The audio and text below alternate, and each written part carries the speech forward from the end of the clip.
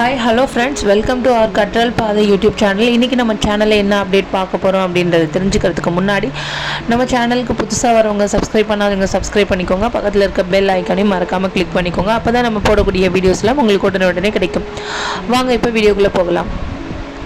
அதாவது இன்றைக்கி என்ன அப்டேட் அப்படின்னா, பிகாம் லேட்டர்னல் அட்மிஷன் அப்படிங்கிறது மெட்ராஸ் யூனிவர்சிட்டியில் வந்து இப்போ ஓப்பன் ஆகிருக்கு. நீங்கள் வந்து லேட்டர்னல் அட்மிஷனில் வந்து ஜாயின் பண்ணிக்கலாம். இது யார் யாருக்கெல்லாம் எலிஜிபிள் அப்படிங்கிறது தான் இந்த வீடியோவில் பார்க்க போகிறீங்க.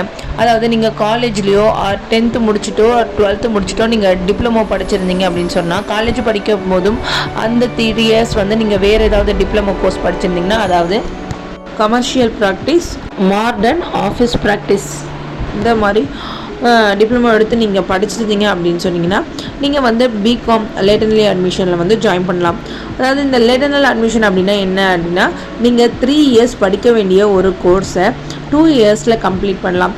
இது வந்து எலிஜிபிலிட்டி இருக்கிறவங்க, ஆல்ரெடி டிப்ளமோ படிச்சிருக்கவங்க மட்டும்தான் இந்த பிகாம் ஜெனரலில் ஜாயின் பண்ண முடியும்.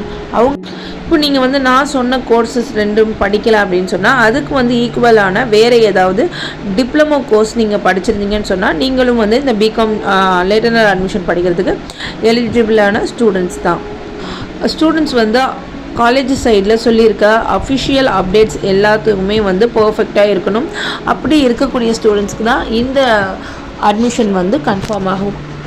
காலேஜ் சொல்லக்கூடிய ரூல்ஸ் அண்ட் ரெகுலேஷனை கம்ப்ளீட் பண்ண ஸ்டூடெண்ட்ஸ்க்கு டைரெக்டாக வந்து 2nd year பிகாமில் ஜாயின் பண்ணலாம்.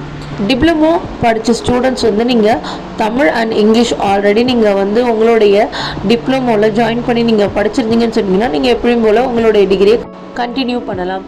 நீங்கள் வந்து டிப்ளமோ படிக்கும்போது தமிழ் ஆர் இங்கிலீஷ் வந்து எடுத்து நீங்கள் படிக்கலை அப்படின்னு சொன்னீங்கன்னா, நீங்கள் பிகாம் படிக்கும்போதே நீங்கள் வந்து எக்ஸ்ட்ரா வந்து தமிழ் இங்கிலீஷ் வந்து அது கூட ஜாயின் பண்ணி படிக்கிற மாதிரி இருக்கும்.